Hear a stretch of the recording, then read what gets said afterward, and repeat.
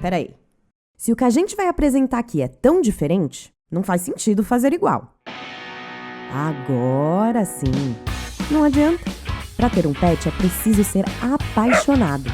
Uns são mais, outros mais ainda. A gente também é apaixonado por eles. E é por causa desse amor tão verdadeiro que a gente decidiu criar a True. Amor de verdade. Ingredientes de verdade. Amor de verdade. Ingredientes de verdade. Amor de verdade. Ingredientes de verdade. Simples assim. E não é que a gente ame mais. É que assim como você, a gente ama de verdade. Por isso, nada mais justo do que oferecer uma comida à altura desse sentimento. True. Amor de verdade. Ingredientes de verdade. Olá, pessoal, tudo bem? Em primeiro lugar, eu gostaria de agradecer ao time da True pelo convite para abordar um assunto muito interessante e que vamos hoje conversar sobre ingredientes funcionais em alimentos para cães. Então, esse é um panorama da nossa conversa de hoje, então uma breve introdução, brevemente também falar um pouquinho do histórico de alimentos funcionais, uma definição, o que os órgãos reguladores falam a respeito do assunto e depois entrar realmente aí nas principais categorias de alegações funcionais e os seus principais usos em cães e considerações finais. Então vamos lá, né? Então por que esse tema ele é tão importante e tão atual? Então qual que é o contexto em que hoje nós vivemos? Hoje os consumidores, eles estão mais exigentes, eles são mais esclarecidos, eles buscam muitas informações, né, nas mídias sociais. Então a maioria das pessoas elas têm acesso a essas mídias e lá elas buscam informações a respeito de tudo, né? Inclusive dessa relação entre a dieta e a saúde. A associação entre esses dois fatores, ela é estreita e ela é mais conhecida. E quando a gente fala de saúde, a gente pode pensar tanto em saúde física, mental, emocional e por aí vai. Então, a tendência atual na alimentação é o que? A busca por alimentos naturais, saudáveis, com alegações, com propriedades funcionais ou relativas, qual o impacto da alimentação na saúde, seja em todas as fases de vida, né? Incluindo o envelhecimento, né? Então todos, né? A maioria das pessoas buscam viver mais e melhor. E a indústria ela está atenta, né? A tudo isso e ela busca, né? Desenvolver, criar produtos para agregar valor, né, a esses produtos e atender a necessidade desses consumidores, né? E por sua vez, os órgãos governamentais, eles têm ali, né, eles têm o papel de regulamentar as leis, eles também eles visam, né, a partir da regulamentação, né, desse arcabouço regulatório, visa a proteção do consumidor, seja por meio de disponibilizar produtos no mercado que realmente atendam a essa necessidade do consumidor, mas ao mesmo tempo não levem informações falsas, enganosas ou que promovam falsas expectativas, falsos resultados. E, claro, sempre visando a segurança do alimento. E também, por outro lado, a gente tem o quê? Os órgãos de pesquisas, universidades, institutos, né? Que têm ali também o objetivo de favorecer o desenvolvimento por meio de estudos, de um conhecimento mais aprofundado, usando diversas tecnologias, e também esses institutos acabam levando educação aos diversos públicos, principalmente ali os profissionais ligados à área de saúde, aos próprios consumidores, que hoje também leem certos estudos, né? E quando eu falo aqui consumidor, né, eu dei um cenário, um panorama mais geral da alimentação humana, mas tudo isso, né, a gente sabe que hoje, né, os cães e gatos eles desempenham um papel importantíssimo, né, na vida desses tutores. Então, o que o tutor ele busca para a vida dele, ele com certeza para a saúde dele, ele transporta, ele transpõe isso para esses membros da família. E para exemplificar, né, esse cenário atual, uma pesquisa bastante recente, agora de 2020, da Mintel, ela demonstrou que, por exemplo, aqui no caso do Brasil, 73% dos adultos concordam que ter hábitos de alimentação saudável são importantes, seja para a saúde emocional, mental ou para a saúde física. Isso também não é muito diferente na China, né? 80% dos adultos entre 18 e 59 anos concordaram que a alimentação saudável faz as pessoas se sentirem bem. E o mesmo assim, né, também seguindo a mesma tendência, 78% dos americanos concordam que a alimentação saudável é importante para o seu bem-estar emocional também, né. Então, dado esse contexto, né, a gente vai trazer um pouquinho aqui do histórico desses alimentos, desses ingredientes funcionais. Então, historicamente, a utilização de determinados alimentos na prevenção de doenças, ele já é conhecido há muito tempo. Por exemplo, Hipócrates, há mais ou menos 2.500 anos atrás, né, Hipócrates, ele foi um médico grego, ele é considerado o pai da medicina, ele disse: "Faça do alimento seu medicamento e do seu medicamento seu alimento". Então, essa relação entre a alimentação, saúde, doença, então ela vem lá de antes de Cristo, né. Mas até que ponto também, né, a apresentação, o bate-papo de hoje, ele tenta também, né, o objetivo desse bate-papo é também dizer que também a alimentação, ela sim, ela é importante, existem evidências, científicas que comprovam essa relação muito próxima entre saúde, alimentação, mas ela não tem um papel ali milagroso, um papel de medicamento. Um pouquinho ali de histórico, né, então apesar de, né, já muito tempo atrás se falar dessa relação, é mais na década de 70 que evidências científicas, né, estudos mais aprofundados relacionados à implicação dos alimentos sobre determinados fatores de risco atrelados a determinadas doenças começaram a ser mais estudados, né. E na década de 80, esse termo alimento não funcional, ele surgiu, né, ele foi usado pela primeira vez e está atrelado a um programa de saúde que esse governo japonês ele criou nessa época, visando redução de custos, relativos a seguro, a medicamento, à saúde, né, redução de custos com políticas públicas e procura principalmente em pessoas mais velhas, né, procurando, assim, incentivar qualquer forma que pudesse favorecer, que pudesse melhorar a saúde. E o pilar alimentação, ou a promoção da saúde por meio da alimentação de determinados alimentos, né, foi o foco aí desse programa, né. E na década de 90, o FDA, né, ele começou a regulamentar também a questão de suplementos dietéticos, então começou-se a se colocar mais em pauta o que esses compostos ali provenientes, às vezes, de suplementos poderiam, trazer de benefícios à saúde, né. E aqui falando de Brasil brevemente, né, em 1999, o Ministério da Saúde, né, ele regulamentou o alimento funcional por meio de 4 resoluções, né, da Anvisa, a 16, a 17, a 18 e a 19, algumas inclusive ainda estão em vigor, e ele então regulamentou e também instituiu uma comissão técnico-científica de assessoramento em alimentos funcionais e novos alimentos. E agora a gente falar um pouquinho de definição. O que seriam esses alimentos funcionais ou ingredientes funcionais, né?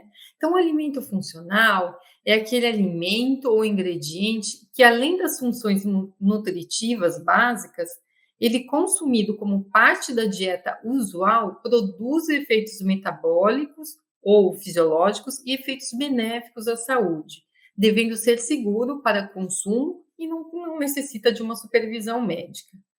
Já os nutracêuticos, eles são produtos que contêm um ou mais ingredientes biologicamente ativos, só que eles foram isolados, eles foram purificados dos alimentos, né? Geralmente eles estão dentro de cápsulas, comprimidos, e são utilizados para suplementar a dieta, né? Então, embora aqui eu quis deixar claro essa definição dos dois, porque geralmente eles são usados até como sinônimos, né? A gente vê, às vezes, no próprio meio técnico, em apresentações, ou às vezes em palestras, ou né, as pessoas também comentando, mas existe uma diferença. Aqui isso fica bem claro, como, por exemplo, o licopeno. O licopeno ele é um pigmento, né? Ele é um carotenoide, na verdade. Ele é responsável pela cor avermelhada, alaranjada de diversos vegetais, de alguns alimentos. E, por exemplo, ele está naturalmente presente no tomate. Então, ele é um ingrediente ou ele é um composto bioativo, um alimento funcional presente no alimento tomate. Já o licopeno em cápsulas, né, quando fornecido, por exemplo, como mostrado aqui né, nessa figura, ele seria um nutracêutico, tá? Então, vamos falar um pouquinho de legislação. Como que os órgãos regulamentadores, eles olham, eles definem, eles regulamentam esse assunto, tá? Então, de uma forma geral, eu até estudei a legislação de outros países, então, legislações mundiais, exceto basicamente ali o Japão, eles não definem, eles não buscam definir o que é um alimento funcional, e sim, geralmente, eles aprovam determinadas alegações funcionais, tá? Então, no Brasil não é diferente. No Brasil, se você na qualidade de indústria, quer colocar no mercado um produto que tenha alguma alegação funcional ou de saúde, é necessário, então, esse produto passar por uma comissão, aquela comissão que eu comentei com vocês lá atrás, que vai avaliar por uma série de documentos já obrigatórios, se aquela alegação ela pode ser colocada, né, ela pode ser informada nos rótulos, né? Então, falando aqui de alegações funcionais, então, perante a Anvisa, então, lembrando que a Anvisa, ela é uma agência reguladora vinculada ao Ministério da Saúde. Então, aqui a gente está falando de alimentação humana. Então, a finalidade da Anvisa, né, ela fiscaliza, a produção, o consumo de diversos produtos, entre eles medicamentos, alimentos, agrotóxicos. Então, como que a Anvisa coloca esse tema, né? Como que ela define alegações funcionais? Então, são aquelas que descrevem o papel metabólico ou fisiológico que o nutriente ou outros constituintes, né? Exemplo, substâncias bioativas ou micro-organismos possuem no crescimento, no desenvolvimento, na manutenção e outras funções que ocorrem no organismo humano. Já alegações de saúde são aquelas que possuem propriedades de saúde que afirmam, sugerem ou implicam na existência de uma relação entre o ingrediente com determinada doença ou condição relacionada à saúde. Tá? E ambas seguem basicamente as mesmas diretrizes, as mesmas legislações, as mesmas exigências. Tá? Só a título de curiosidade, na Anvisa existe, por exemplo, uma lista já de alegações de propriedade funcional e de saúde pré-aprovadas, né? Mas, inclusive os dizeres. Hoje é possível as indústrias até alegarem outras frases, outras afirmativas, mas tudo isso passa por um processo de registro, né? É uma análise prévia. E para o mapa, né? Voltando aqui mais para o mapa, ele é o órgão que regulamenta o setor de alimentação animal. Então, primeiramente, o que ele define como alimento completo? Então, alimento completo é aquele produto que possui ingredientes, matérias-primas, aditivos, destinado aos animais de companhia, né, que são aquelas espécies que não têm um propósito só de entreter, aí no caso cães e gatos, eles atendem integralmente às suas exigências nutricionais e vejam bem, podem possuir propriedades específicas ou funcionais. Então, a legislação permite a utilização dessas propriedades funcionais. Que é um alimento coadjuvante? Eu também trouxe esse, né, esse conceito. Ele também é aquele que possui ingredientes, matérias-primas, aditivos destinados aos animais de companhia, só que para os casos onde há um distúrbio fisiológico instalado, há um distúrbio metabólico, ou seja, há uma doença ali, o animal apresenta alguma enfermidade, alguma doença. Ele é capaz de atender às suas exigências nutricionais específicas e sua formulação nunca, né, ela vai ser privada de qualquer agente farmacológico ativo, ou seja, não se pode usar nenhum medicamento aqui, tá?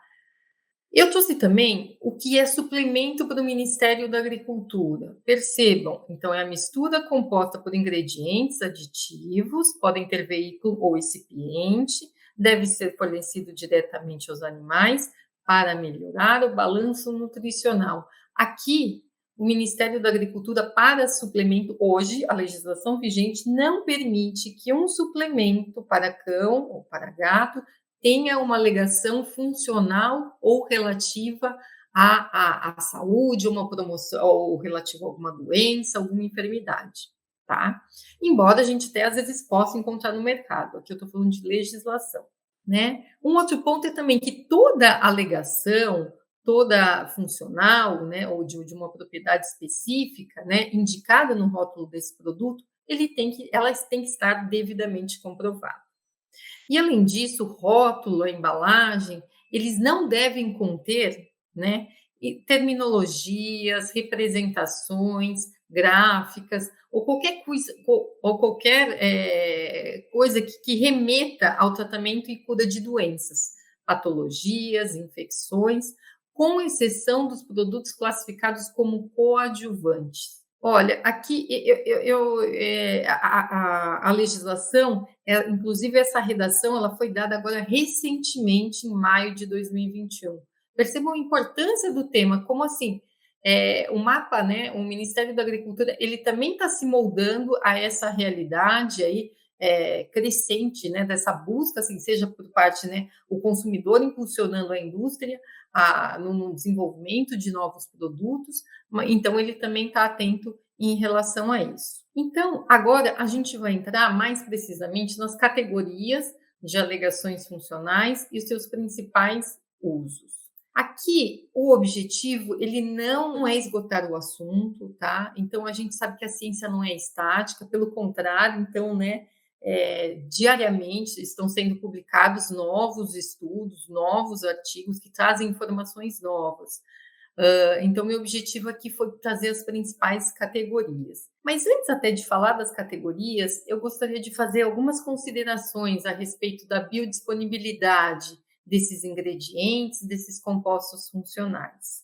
Então, a viabilidade ou a biodisponibilidade, né, ela pode ser influenciada por fatores como, por exemplo, a solubilidade desse composto. Quais são as mudanças, quais são as alterações que esse ingrediente, que esse composto sofre, por exemplo, quando ele está sendo processado junto ali com os outros ingredientes da dieta, né? Por exemplo, frente a um processamento térmico, frente à extrusão, que é a principal tecnologia utilizada na fabricação de alimentos para cães, como ele se comporta? Ele é estável, ele se perde, ele interage com outros componentes, enfim, né? Então, quais são as transformações moleculares, né?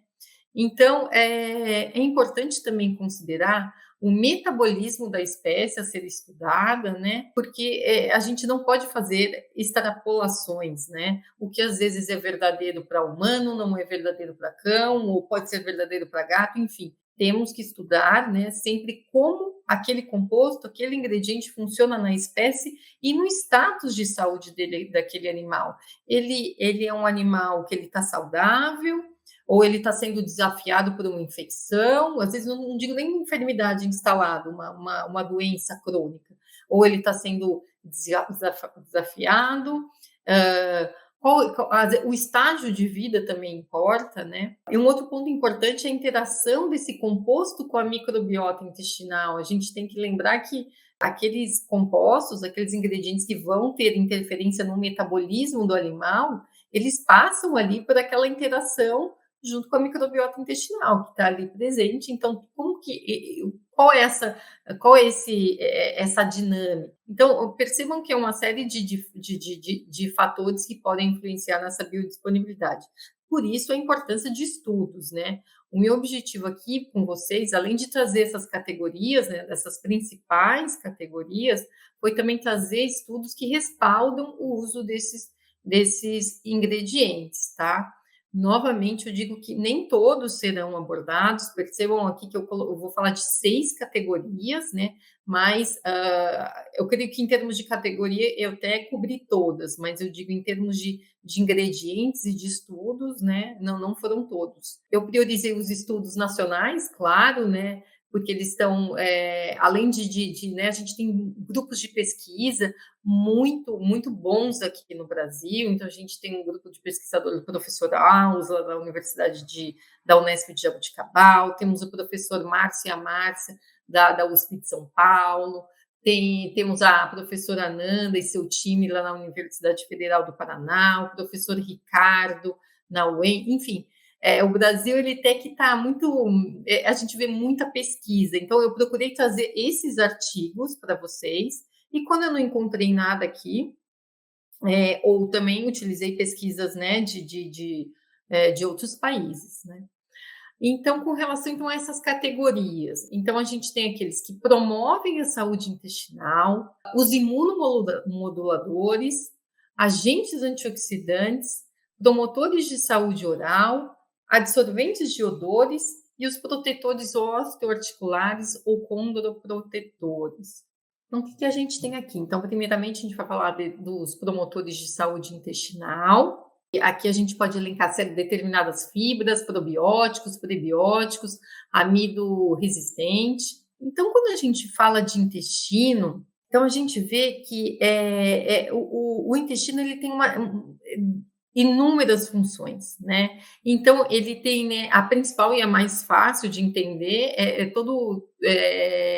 a extração, a liberação, né, o processo digestório, o processo de absorção desses nutrientes, né?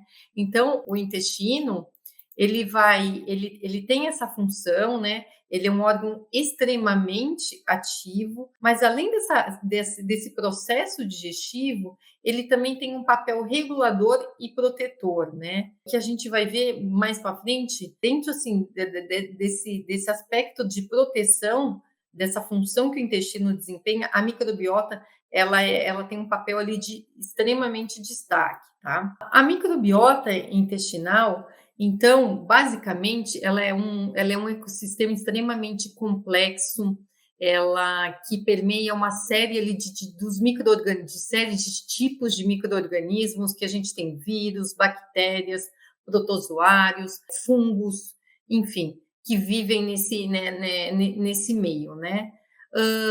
E a forma, ou os nutrientes, ou os substratos provenientes ou que chegam até o intestino via dieta, eles vão favorecer, eles vão influenciar diretamente nessa microbiota intestinal. Então, a gente sabe que, né, de uma forma um pouco mais simplista aqui, mais conceitual e correta, a gente tem micro-organismos que podem ser considerados úteis ou benéficos, né?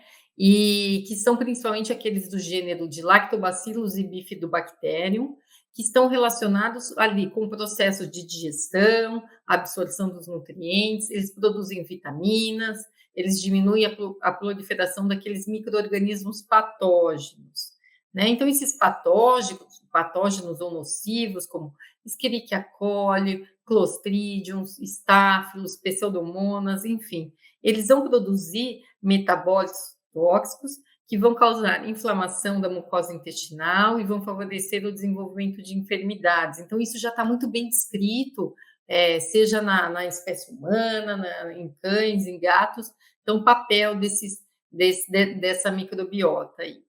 E quando a gente pensa em saúde intestinal, a gente tem que, e relativo ali à microbiota, né? A gente tem que sempre buscar a eubiose. O que é essa eubiose? É o equilíbrio, desse mundo de micro-organismos que vive nesse meio, né, que está atrelado principalmente a uma diversidade. A gente não quer também só um tipo de bactérias ou somente aquelas super benéficas. Ah, nossa, então o intestino saudável é aquele que só tem lactobacilos. Não, a diversidade ela é importante também, né? E todo esse equilíbrio desse meio ele vai favorecer as defesas imunológicas, o processo de digestão, absorção e vai proteger o organismo contra doenças, tá? E por outro lado, quando eu tenho um estado de disbiose, a gente vai ter alteração nessa microbiota, né? Seja na composição, em termos quantitativos, mas também qualitativos, né? A gente vai ter essa riqueza, essa diversidade, ela se perde por alguma razão, né?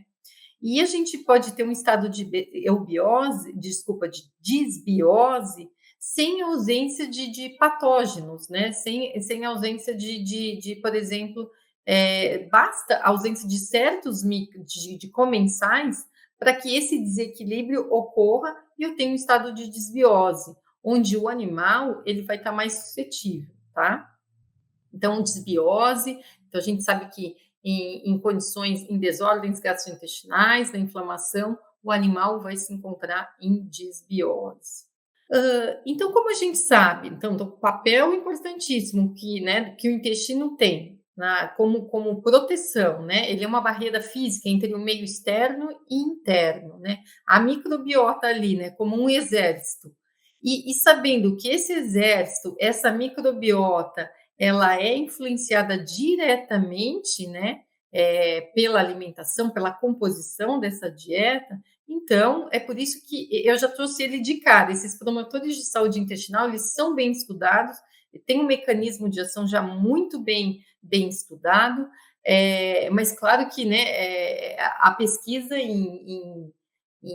na saúde intestinal, nossa, ela ainda tem muito, né, sempre como aprofundar, mas a gente sabe que certos ingredientes, como por exemplo os carboidratos, né, por exemplo, o amido resistente, por exemplo, proveniente da batata doce, ele vai passar, esse amido resistente, ele vai servir de substrato para determinados tipos de micro-organismos que são considerados benéficos para ali na microbiota intestinal. A gente tem os prebióticos, que, como por exemplo, os manano-oligosacarídeos, fruto-oligosacarídeos, inulina, galacto-oligosacarídeos. E também nós temos algumas fibras que também têm esse papel, eu não coloquei aqui, mas são fibras também têm esse papel, né, de promover substrato, alimento para essa microbiota. E temos os probióticos eles atuariam um pouquinho diferente, né? Eles já seriam os próprios micro-organismos. Eu pus um ponto de interrogação aqui, principalmente no que tange a alimentos para cães, né? Quando a gente pensa em alimentos, eu estou pensando ou no alimento seco, na ração convencional, ou no alimento úmido. Então, ao adicionarmos esses micro-organismos vivos, a gente tem que pensar, então quais são, não nós, né, mas a indústria, ela tem que validar isso, ou ainda, né, o fornecedor desse possível probiótico, ele tem que garantir a biodisponibilidade. Será que essas cepas são viáveis ao processo térmico? Elas são viáveis? Quais são? Qual a interação entre elas? Como elas se comportam ao longo do shelf life de produtos. Vamos lembrar, né, que os alimentos aí disponíveis no mercado, eles têm um prazo de uma vida de prateleira longa, 1 ano, às vezes 1 ano e meio. Então, assim, o que se tem até agora, como evidência científica, é que os probióticos, eles não são, eles têm seu mecanismo até de ação bem documentado, mas como ali adicionados em alimentos industrializados, há bastante ressalva, não existe comprovação, tá? E uma coisa, um ponto importante que eu acabei esquecendo de comentar, né, que esses prebióticos, essas fibras, né, o amido resistente, esses substratos, eles vão ser, então, digeridos, né, metabolizados por essas bactérias benéficas e vão produzir ácidos graxos de cadeia curta, né, que são aqueles os acetatos, propionato, butirato, e que eles servem de alimento ali para as próprias células do intestino, tá? E geralmente também vai haver o quê? A redução do pH, que vai desfavorecer, por exemplo, determinados patógenos, né? Redução da amônia, do pH. Alguns, aqui de novo, eu pus um mecanismo de ação bem simples, rápido. Por exemplo, o manano-oligosacarídeo, ele já mananos-oligosacarídeos, derivados, por exemplo, de parede celular de leveduras, eles competem ali, eles têm receptores que vão se conectar com determinados patógenos, e esses patógenos eles vão ser eliminados, né? Então, aqui eu trouxe um trabalho para vocês, né, para exemplificar essa categoria de ingredientes funcionais, é uma meta-análise, tá? Em medicina veterinária, a gente ainda não tem tanta meta-análise, claro, como em medicina humana.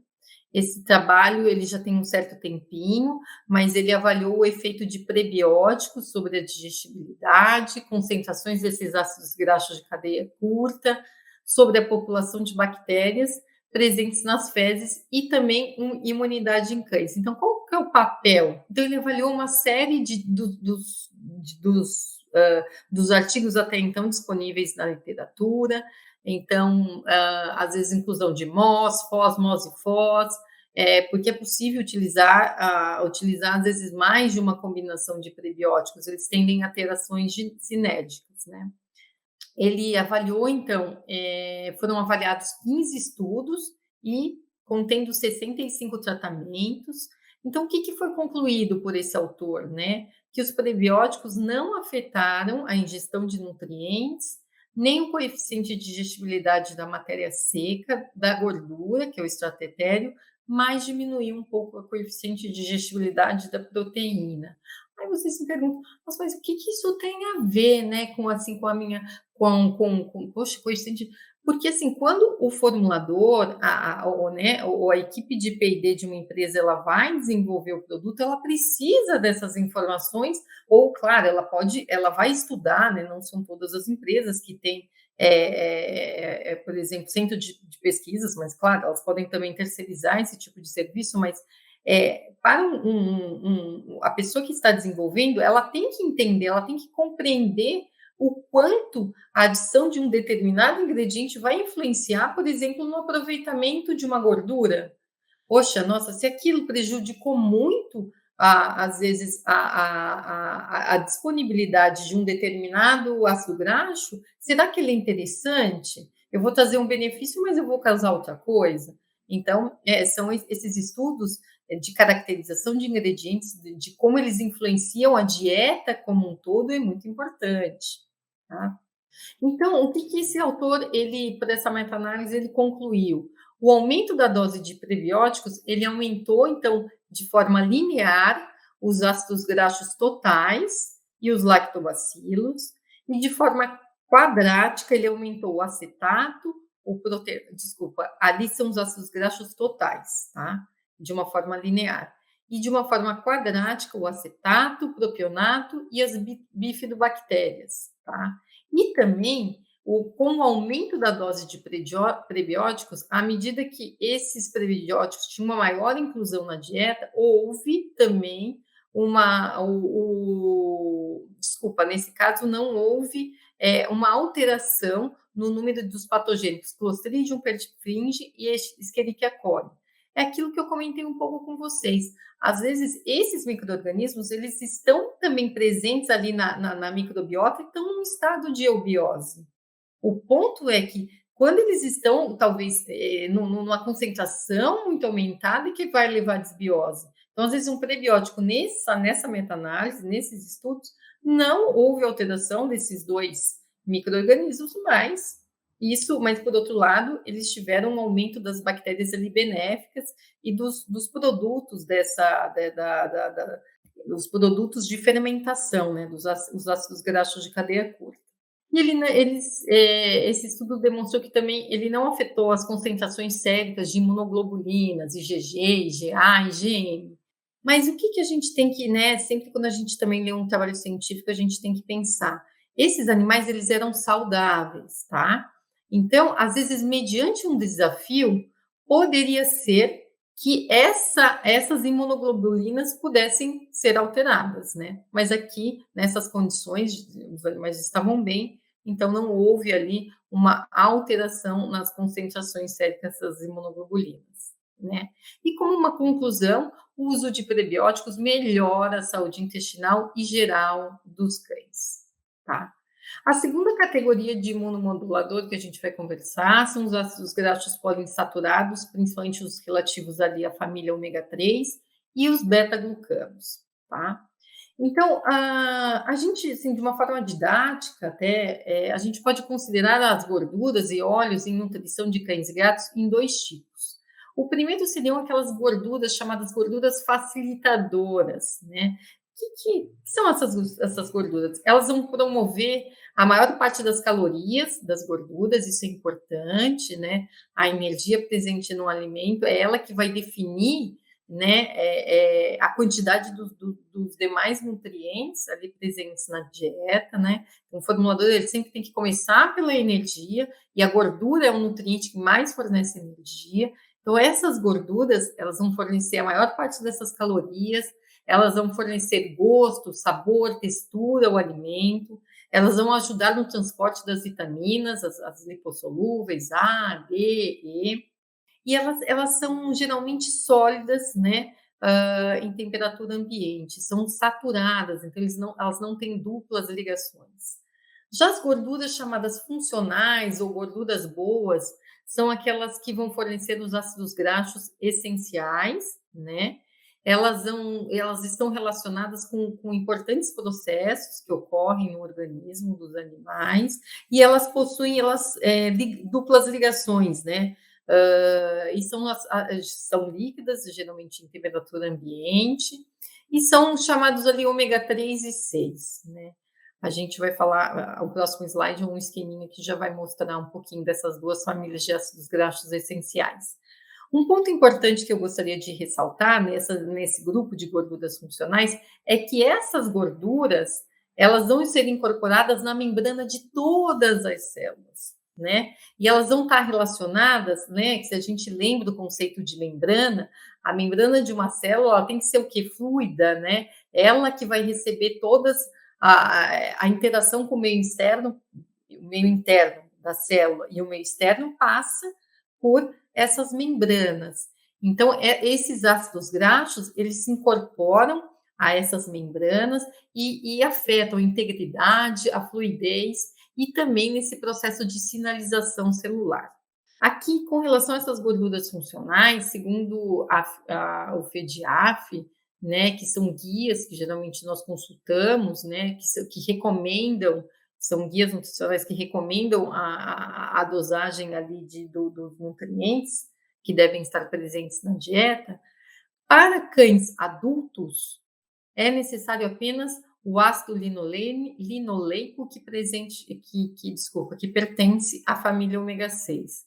Já filhotes e cadelas em gestação vão precisar, né, que são nutrientes considerados essenciais, o ácido linoleico da família ômega 6, e o ácido linolênico, e o eicosapentanoico e hexanoico, que são ácidos graxos da família ômega 3. Fica um pouquinho mais fácil aqui. Então, como que esse metabolismo ali desses ácidos graxos funcionais ou poliinsaturados funciona no organismo dos animais? Então, a gente tem aqui do lado esquerdo, né? A gente tem esse ácido linoleico que eu falei que em cães adultos ele é essencial, tem que estar eles têm que já estar formado na dieta. O ácido linoleico ele é presente, por exemplo, nas gorduras de frango, né? Praticamente todos os alimentos aí disponíveis no mercado possuem a gordura de frango, ou a grande maioria. Né? Então, ele tem esse ácido linoleico em sua composição. Ele também está presente em vegetais, como, por exemplo, o milho. E esse ácido linoleico, ele se transforma, né? Aqui pela setinha a gente percebe, ele se transforma no ácido araquidônico, né? Esse ácido araquidônico, diferentemente do da outra gordura, né, do outro ácido graxo, ele está presente em fontes sempre de origem animal.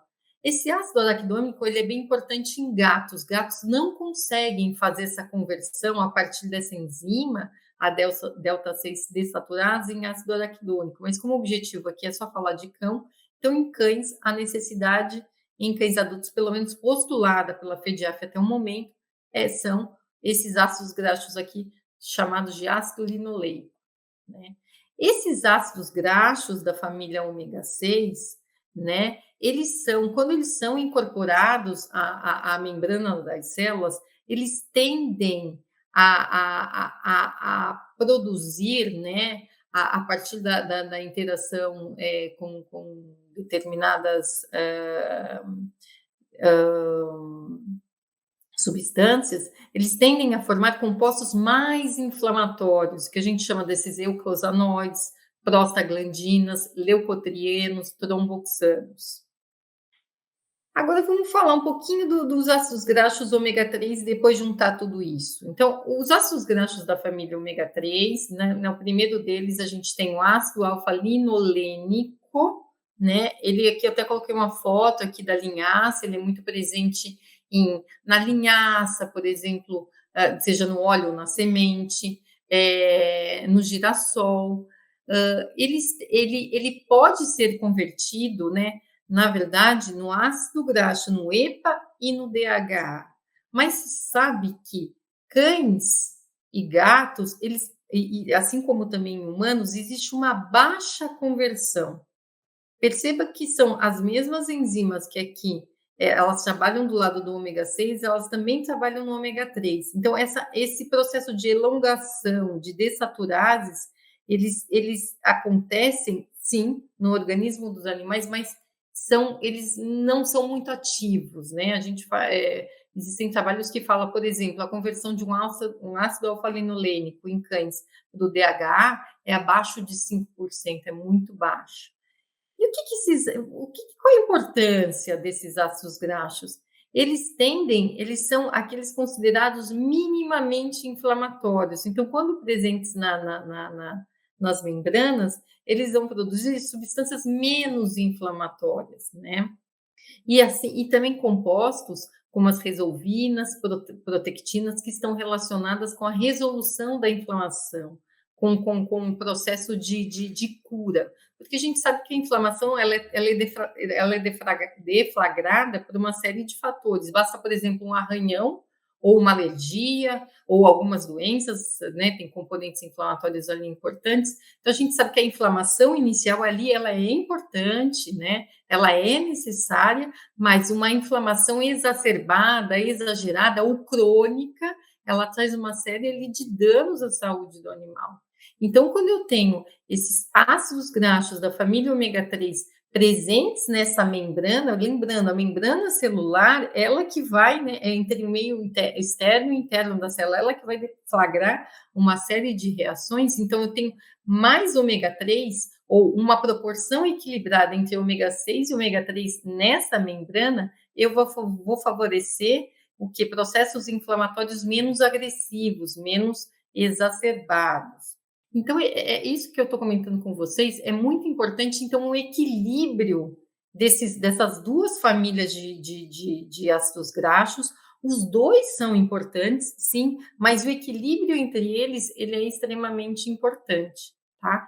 Então, por que a gente vem falando disso? Por quê? Então, se eu tenho uma dieta que tem basicamente só ômega 6, só ácido linoleico na sua composição, eu vou desfavorecer esse equilíbrio. Então, o interessante é, na dieta, ter ácidos graxos da família ômega 3 e, principalmente, EPA e DHA, dado que a conversão, novamente, desse ácido da família ômega 3, ele não é muito eficiente, tá? E são principalmente esses dois aqui, ou o EPA e o DHA, que estão relacionados com a produção dessas substâncias menos inflamatórias, né?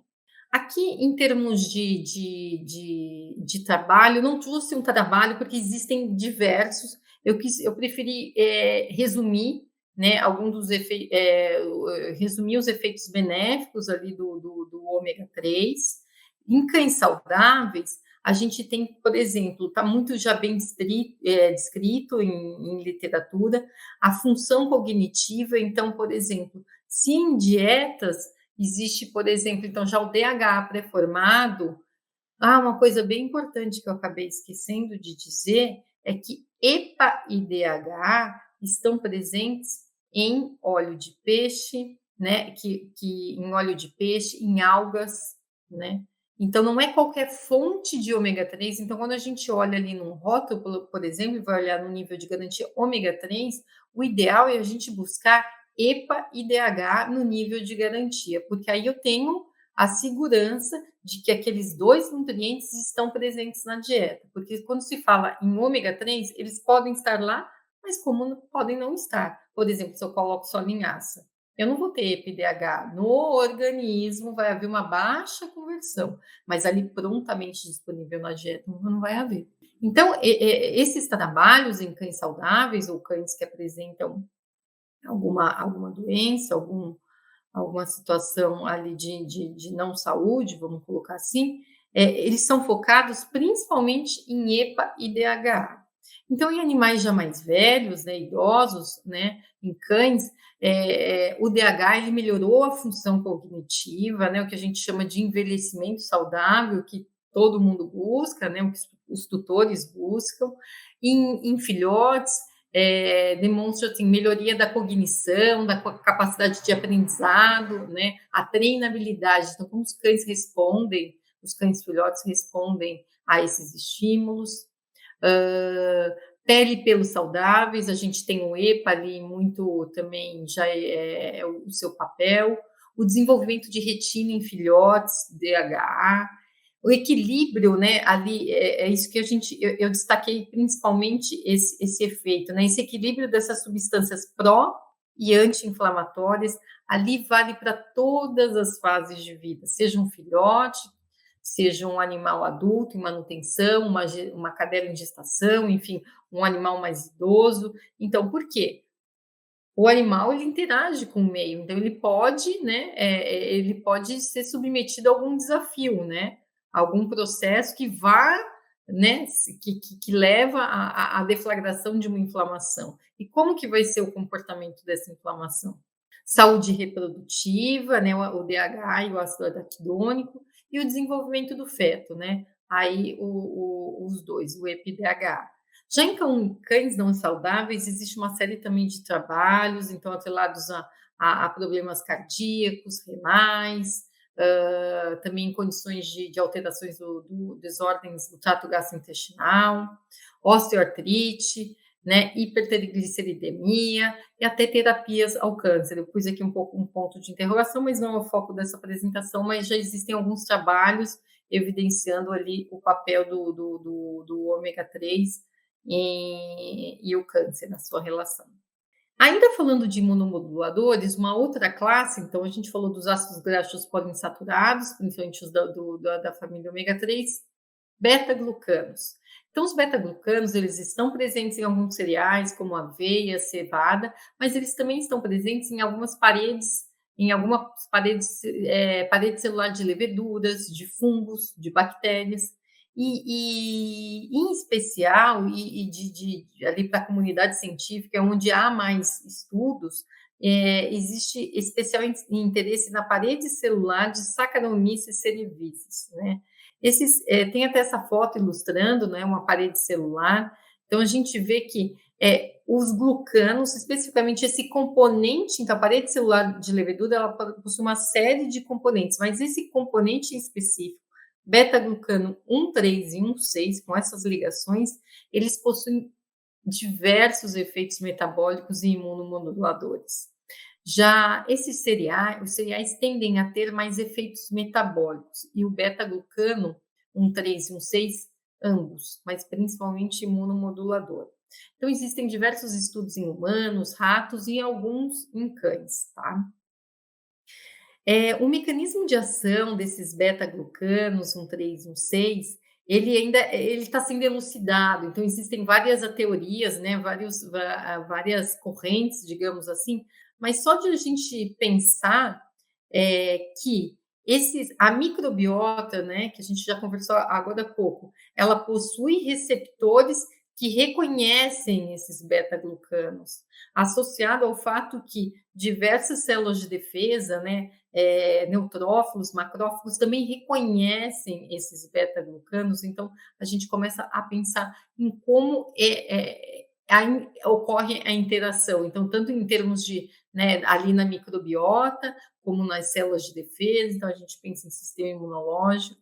O beta-glucano é algo bastante já estudado, mas que existem ainda resultados promissores com a adição desse ingrediente aí na dieta. Aqui eu trouxe um trabalho nacional, né, da equipe lá do professor Aulos, que avaliou o efeito de derivados de parede celular de levedura de cana-de-açúcar, né, e em especial um deles foi o beta-glucano sobre a resposta imune de cães adultos, né. Aqui eu busquei sempre também trabalhos em cães saudáveis, tá. Então ele foi o primeiro trabalho que avaliou beta-glucanos em alimentos estudados nessa dose de 0,015% durante 126 dias. Por que é interessante, de novo, eu estou frisando toda hora, alimentos estudados, é como ele vai ser fornecido na dieta para o animal. Então, não adianta, às vezes, uma suplementação oral, será que ela tem mais ou menos, vai ter o mesmo efeito, né? Mas aqui foi esse primeiro trabalho. Então, esses animais, eles foram submetidos a um desafio antigênico com vacina contra a leptospira no dia 42. Então, eles já estavam comendo uma dieta com essa dose, né? E no dia 42 receberam a vacina. E foi avaliado qual foi o papel, né, dessa dieta contendo o beta-glucano nas populações de linfócitos, né, T citotóxicos, linfócitos B, né? Então, o que eles descobriram? Que houve um aumento nessas subpopulações linfocitárias de células T totais, T helpers e T citotóxicos e linfócitos. Houve um aumento na resposta de hipersensibilidade tardia à inoculação de vacina, né, dessa contra a leptospira, e um aumento da produção de citocina TNF-alfa. Aí foi não no organismo do animal, em sobrenadante de cultura celular de mononucleares de sangue periférico. Então, foi tirado o sangue periférico, foi feito em cultura, e observou-se um aumento do TNF-alfa. Então, o que esse trabalho concluiu? Primeiramente, aqui que o beta-glucano ele é estável em extrusão. Isso é extremamente importante, porque se ele não fosse estável, ou se ele se transformasse talvez em outra cor, em outro componente, interagisse, fosse eliminado, não sei, ele não ia ter essa influência ali nessas populações, esses linfócitos, né? Uma conclusão inicial, né, desse trabalho também é que eles poderiam ser, né, conclui-se que eles poderiam ser importantes em situações de estresse e imunossupressão, tais como infecções, processos alérgicos e procedimentos cirúrgicos. Porque aqui, de novo, os animais não estavam, o desafio foi a vacina, né?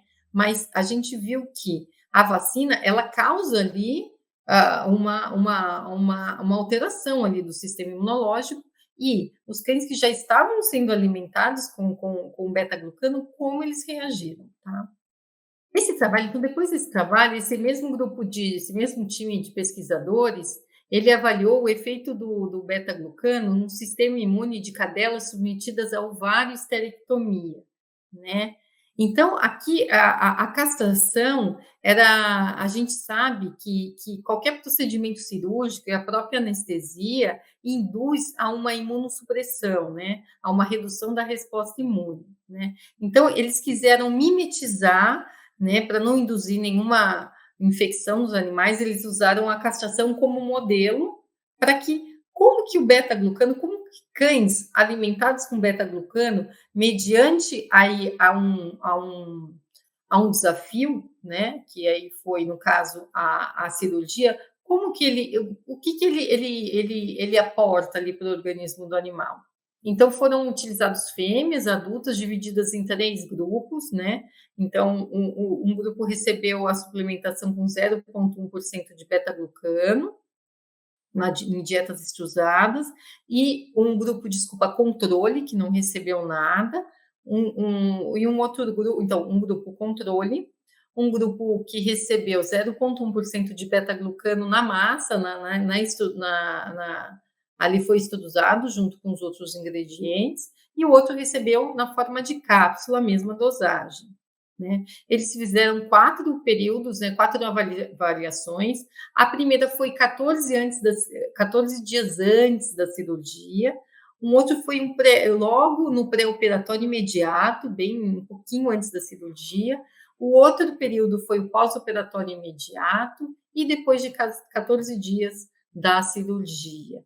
Então, foram feitas uma análise, ali das células sanguíneas, imunofenotipagem, fagócitos, leucócitos, citocinas, e dosagem de proteína C reativa, A gente sabe que essa proteína C reativa, ela está aumentada quando ocorre um processo inflamatório, um processo reativo, Ela é um biomarcador de processos infecciosos e inflamatórios. Então, o que esses autores notaram? Que apenas as cadelas do grupo controle tiveram uma tendência ao aumento da concentração dessa proteína C reativa e após a cirurgia. Então, demonstrando que o grupo que foi suplementado, seja via dieta, seja via cápsula de beta-glucano, essa inflamação, ela não foi tão exagerada, ela não foi tão exacerbada, porque a proteína C reativa, ela não foi aumentada, quando comparada aos níveis basais, antes da cirurgia. E que o procedimento cirúrgico, ele foi capaz de alterar o número de células e a função dessas, Então, a gente viu que teve uma série ali de mudanças no perfil de diversas células, E uma conclusão é que os beta-glucanos, 1,3, 1,6, eles atuam sobre a imunidade no modelo de estudo proposto, Sempre a ciência, ela busca ser cautelosa, Então, nesse modelo de ovarioesterectomia, então, as cadelas foram beneficiadas, Então, houve uma imunomodulação do sistema imunológico. Agora, vamos falar um pouquinho de agentes antioxidantes, Então, a gente tem uma série de agentes antioxidantes. E antes de falar, quando a gente fala de antioxidantes, a gente tem que pensar, esses antioxidantes, eles vão combater os radicais livres, ou também aquelas substâncias que a gente chama de espécies reativas ao oxigênio. O que são, então, os radicais livres?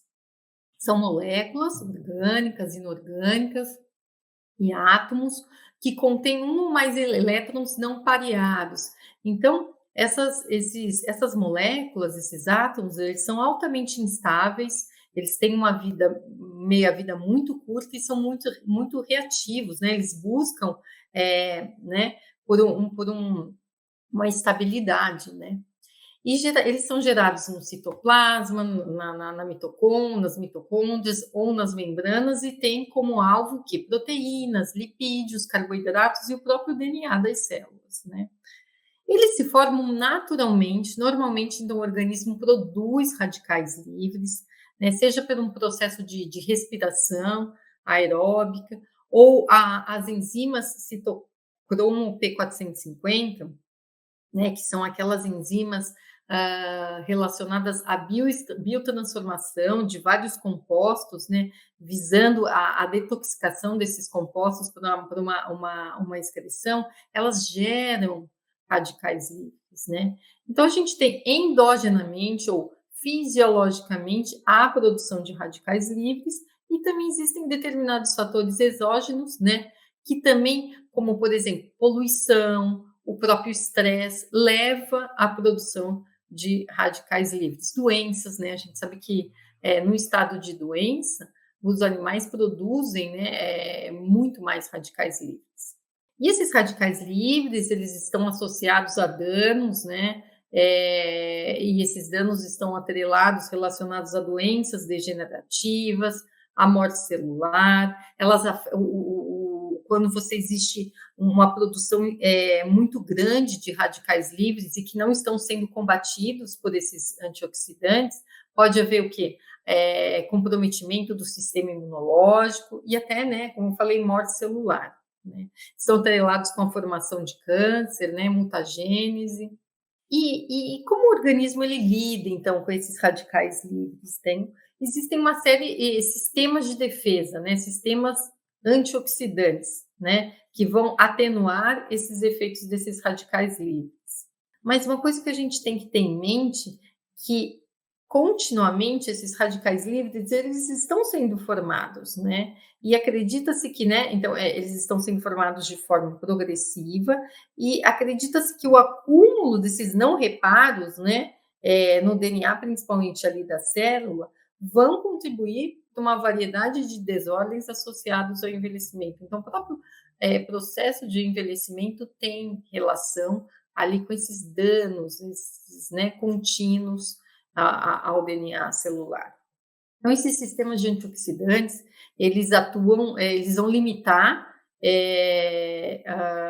a ação desses radicais livres no interior das células, né?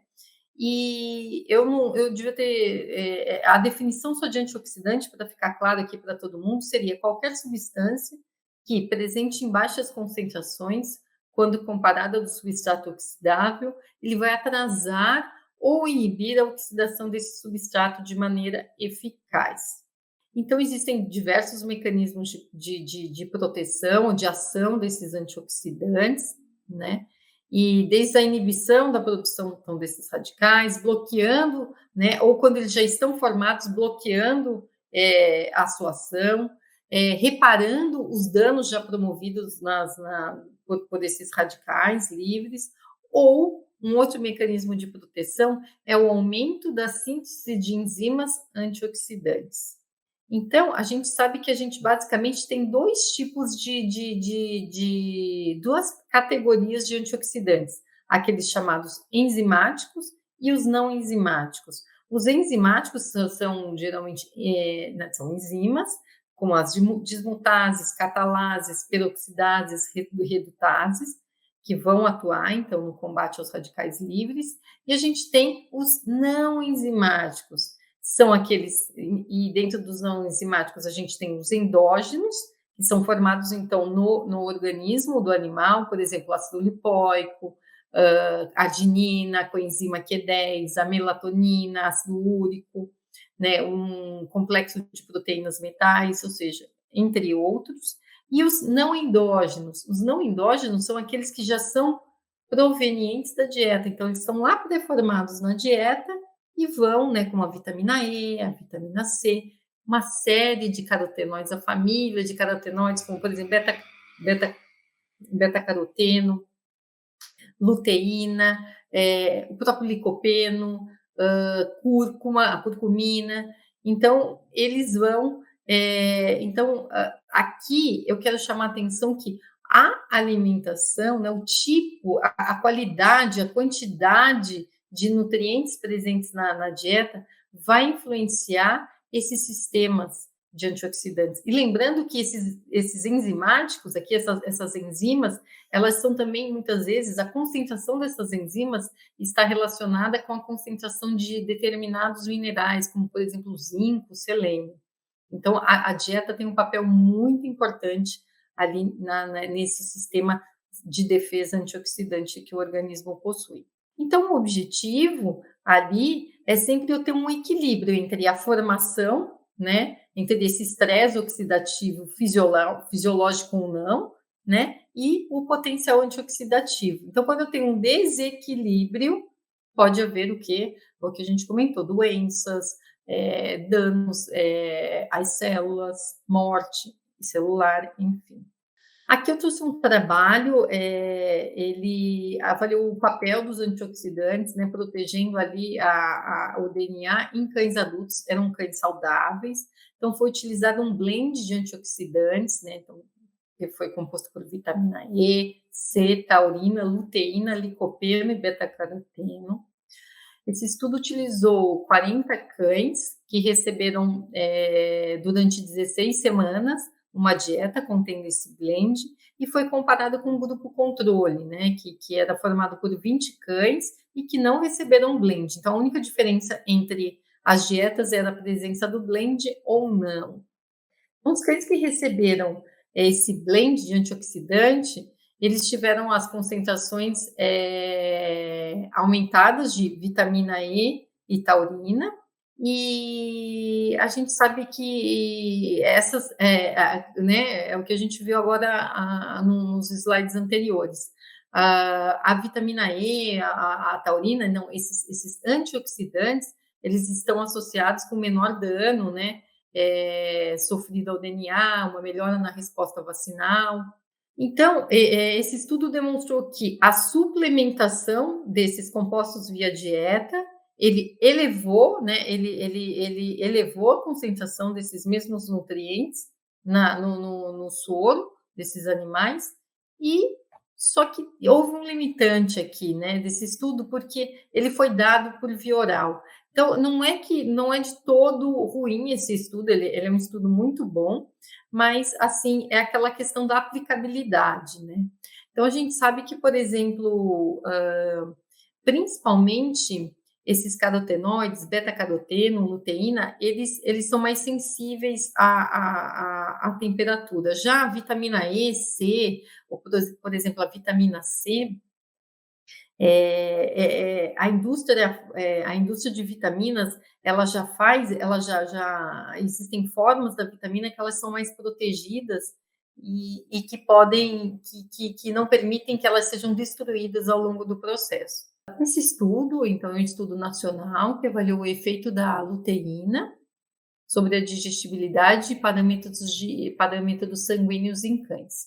Então foram utilizados 16 cães adultos que foram divididos em 2 grupos, um grupo controle e o outro grupo que recebeu essa mesma dieta controle, mais 45 gramas por quilo de luteína na massa. Quando eu falo na massa, é que ele foi extrusado ali, né, foi misturado com os outros ingredientes e foi extrusado.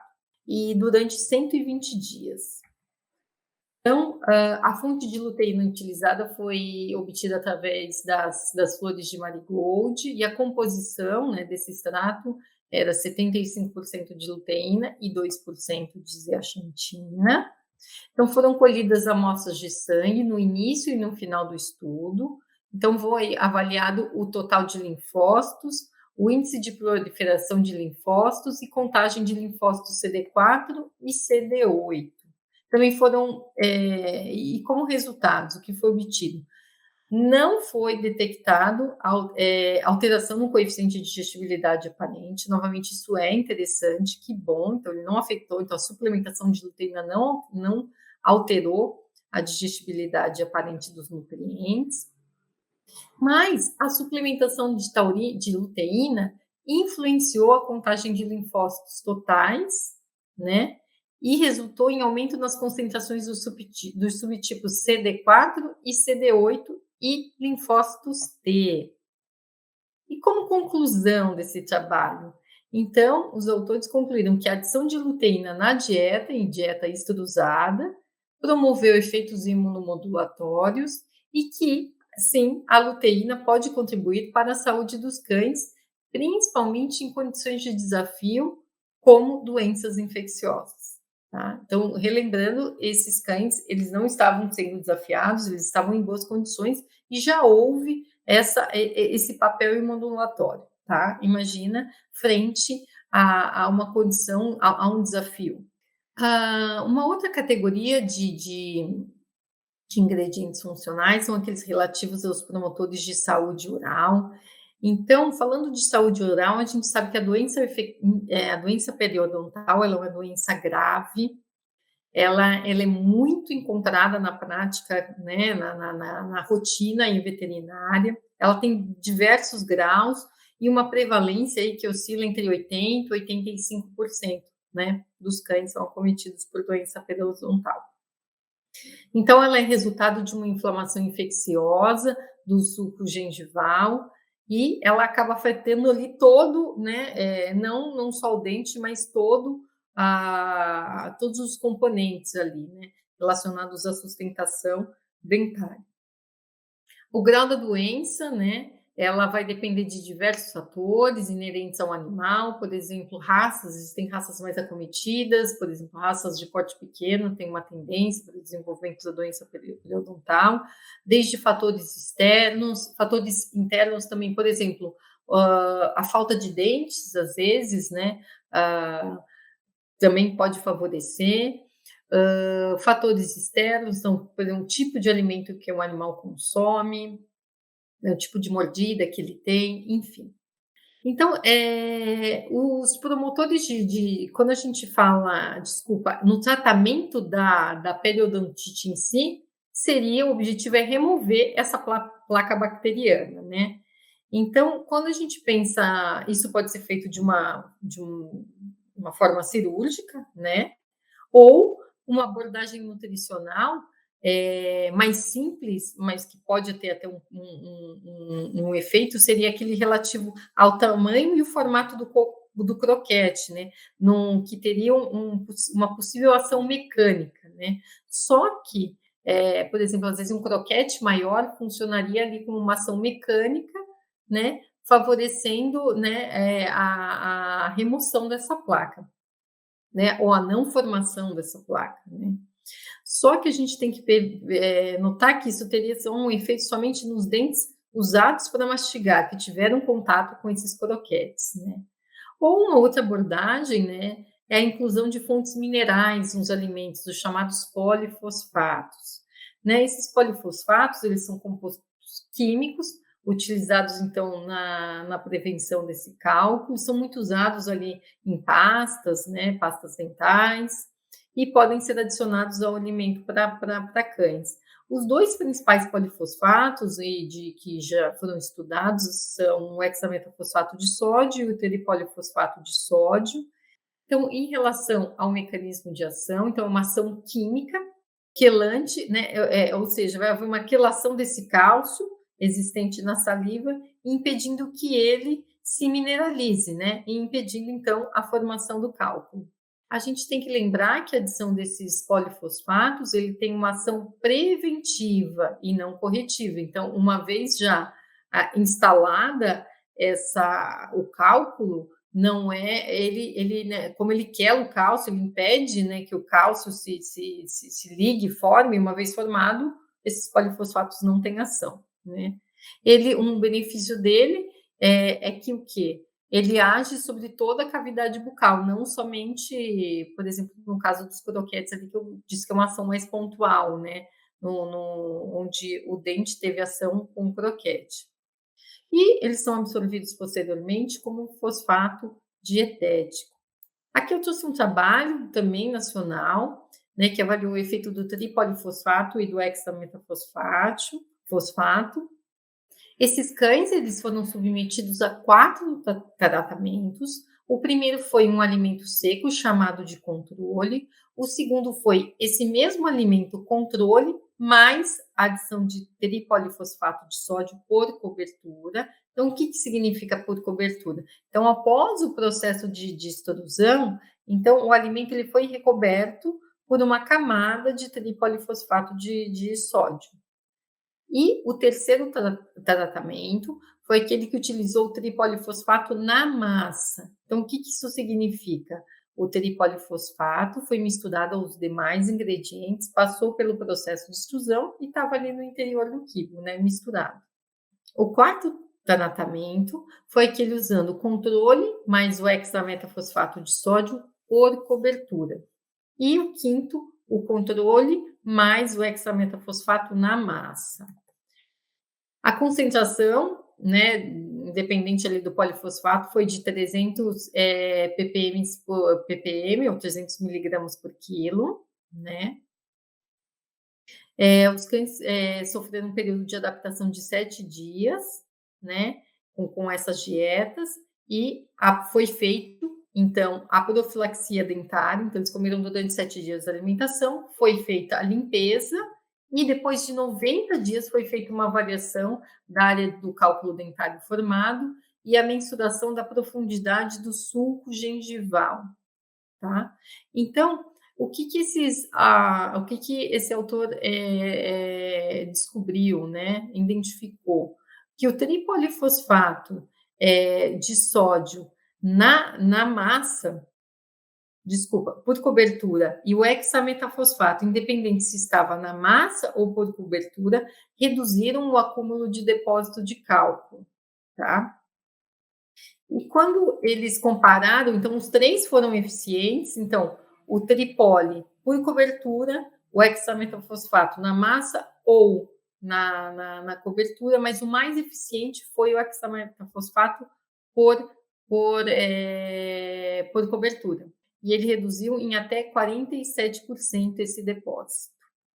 Um outro grupo de ingredientes funcionais, né, uma outra classe, são os adsorventes de odores, né? Aqui eu vou citar dois, a iuca e a zeólita. Então, por que considerar adsorvente de odores, né? Então, a gente sabe da relação mais próxima entre proprietário e seus animais, né? Isso implica o quê, né? A relação mais próxima implica num contato maior também com as fezes desse animal, né? E a gente tem que considerar que, né, as fezes elas têm uma série de elementos, né, voláteis que vão caracterizar mau odor dos dejetos, né? Então né, fezes sempre elas, mesmo fezes provenientes de animais saudáveis, elas vão ter um odor ali não tão desejado, né? Eles são a principal reclamação dos proprietários, né, com relação ao odor, né, porque eles sempre, o que os proprietários buscam, né? Acho que eles até buscariam a não formação de fezes, mas como isso é impossível, então eles buscam a formação de fezes mais firmes e com menor odor. E considerando também que os alimentos para cães eles podem apresentar elevados teores de proteína, né? E essas proteínas podem, às vezes, escapar ali da digestão, né? E serem fermentadas, lembra, para aquela microbiota, né? E formarem ali, serem fermentados por micro-organismos proteolíticos e formarem compostos ali putrefativos, como aminas biogênicas, a própria amônia, ácidos graxos de cadeia ramificada, que estão relacionados com, né, a piora nesse odor fecal. E além, não é só a questão de odor, né? Esses compostos, amônia, fenóis, indóis, eles estão relacionados ali, eles podem gerar colites e carcinogênese do colo. Então, buscando promoção de saúde intestinal, quais são os artifícios que podemos utilizar?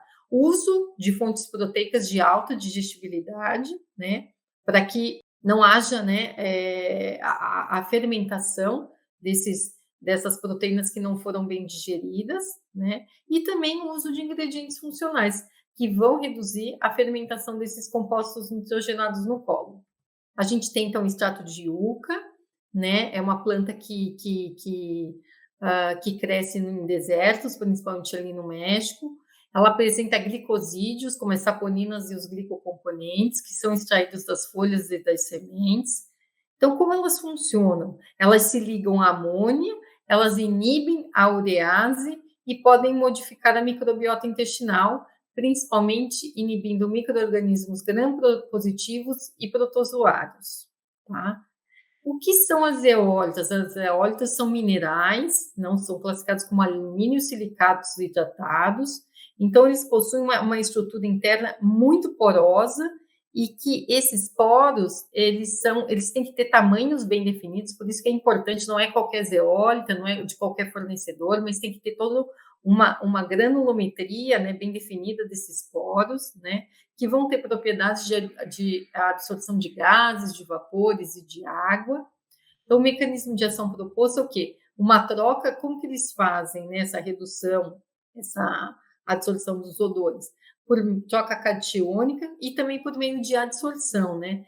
Então, as zeólitas absorvem esses gases, né, produzidos durante o processo de digestão e vão carregar eles para fora do trato gastrointestinal e não vão liberá-los para o meio ambiente, né? Então, ela vai ali é como se fosse capturar esses componentes que levam à produção de maus odores, né? E um mecanismo também de ação proposto para a zeólita é que ela captura um possível excesso de água livre no trato gastrointestinal, aumentando a matéria seca do bolo fecal. Esse é um trabalho nacional também, que avaliou a forma de inclusão da zeólita e o nível de consumo sobre a digestibilidade da dieta e características fecais de cães. Então, foram feitos 3 experimentos, né. Então, o primeiro avaliou o efeito do nível do consumo de animais que receberam zeólita. Então, esses animais, que receberam zeólita ou que não receberam zeólita, em consumo normal ou 50% a mais da necessidade. O segundo experimento, ele avaliou a forma de inclusão da zeólita na massa ou na cobertura, então na dose de 5, 15 e 25 gramas por quilo. O terceiro foi a avaliação do odor fecal de dietas contendo 0 e 15 gramas por quilo de zeólita na massa ou na cobertura. Então, o que o experimento 1, né, quais foram os resultados? Então, eles perceberam que os cães que consumiram, seja zeólita ou a dieta com zeólita ou sem zeólita, e numa quantidade de 50% a mais da sua necessidade, não houve interferência na digestibilidade dos nutrientes e da energia metabolizável. O experimento 2, né, o score e a matéria seca fecal aumentaram com a inclusão da zeólita, né, o que isso é interessante, porque quanto mais matéria seca eu tenho, menos umidade nas fezes. Eu tenho fezes mais firmes, mais secas, né, e provavelmente com menor odor, né, porque quando eu tenho fezes mais mal formadas, com mais umidade, a volatilização até desses compostos ela é maior. Então, a zeólita promoveu isso, né. E aqui também teve um efeito ali que a zeólita na massa e não na cobertura aumentou a digestibilidade da matéria orgânica, independentemente da inclusão. E no experimento 3, né, 15 gramas por quilo de zeólita na massa ou na cobertura reduziu o odor fecal dos cães quando comparado à dieta sem zeólita.